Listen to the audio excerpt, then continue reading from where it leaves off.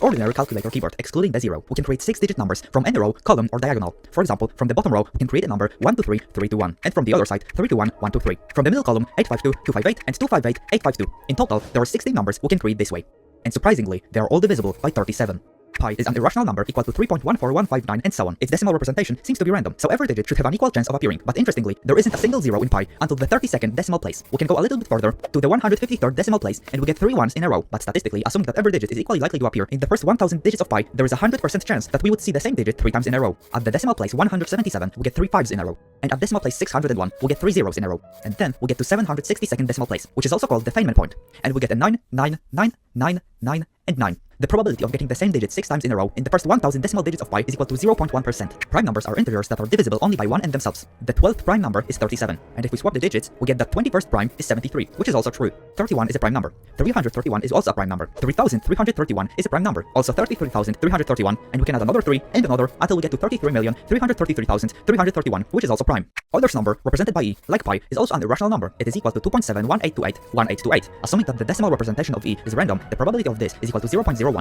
E, like pi, also has an infinite decimal representation. But what would happen if we raised e to the power of pi?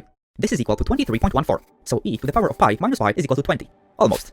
2143 over 22 is equal to pi to the power of 4, to 7 decimal places. If you add pi to the 5th power to pi to the 4th power, you get e to the power of 6. Well, almost. The difference is only 0.000004%. Another way to get pi is to add the square root of 2 and the square root of 3. The difference is only around 0.15%. Sine of 60 degrees is equal to around 0.86, which is also equal to around e divided by pi. There are many of those equations involving pi and e where the right and left side are almost equal. There are also some involving other constants. The Avogadro's number indicates the number of units, usually electrons, atoms, or molecules, in 1 mole of a substance. This number is very big. It's equal to around 6.02 times 10 to the power of 23. It's almost equal to 69 to the power of 5 to the power of square root of 5. They differ by less than 0.004%. There are 360 degrees in a circle. The sum of digits of 360 is 9. If we divide it by 2, we get 180, which also has a sum of digits equal to 9. We can divide it again by 2, and the sum of digits is also equal to 9. We can do it again, and once more. Now, let's look at the sum of digits of the powers of 2, and we are going to be summing until we get 1 digit. The first 4 powers are all 1-digit numbers. 2 to the power of 4 is 16, so we get 7. The 6th power is equal to 64. After summing the digits, we get 10, so we add the digits again and get 1. We do it for bigger and bigger powers, and pattern starts to emerge. It goes 1, 2, 4, 8, 7, 5, and again 1, 2, 4, 8, 7, 5, 1, 2, 4, and so on.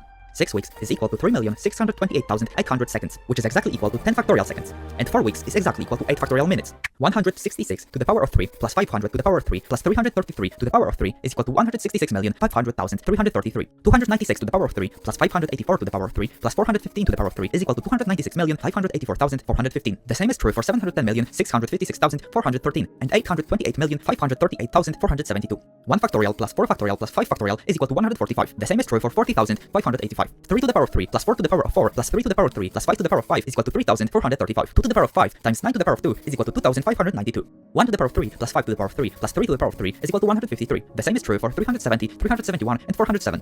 588 to the power of 2 plus 2,353 to the power of 2 is equal to 5,882,353. And also 1 divided by 17 rounded to 8 digits is equal to 0.05882353. 2 to the power of 1 plus 6 to the power of 2 plus 4 to the power of 3 plus 6 to the power of 4 plus 7 to the power of 5 plus 9 to the power of 6 plus 8 to the power of 7 is equal to 2,646,798. The largest number with this property is this 20-digit number. Let's say that we have to add natural numbers from 1 to n. What if we had to do the same for the cubes of those numbers? We can raise the first sum to the power of 3, but it will not be equal to the sum of cubes. It doesn't work like that. But we can raise the first sum to the power of 2, and now they are equal. Srinivasa Ramanujan was an Indian mathematician. This is Ramanujan's magic square. A square is a magic square if the sum of every row, column, and diagonal is equal to the same number. For example, in this 3x3 magic square, every row, column, and diagonal has a sum of 15. But what is so interesting about Ramanujan's magic square? The sum of every row is 139, which is a prime number. The same is true for every column and 2 diagonals. Sum of the 4 corners is also equal to 139. Those 4 squares also have a sum of 139. The same is true with those 4, and those 4, and those. The 4 squares in the middle also have a sum of 139. Those 4 too, and those, and those, and those 4, and the 4 on the left and on the right. But this is not all. Ramanujan was born 22nd December 1887. E to the power of pi times r plus 1 is exactly equal to 0. To understand why it is true and what it actually means, watch this video next.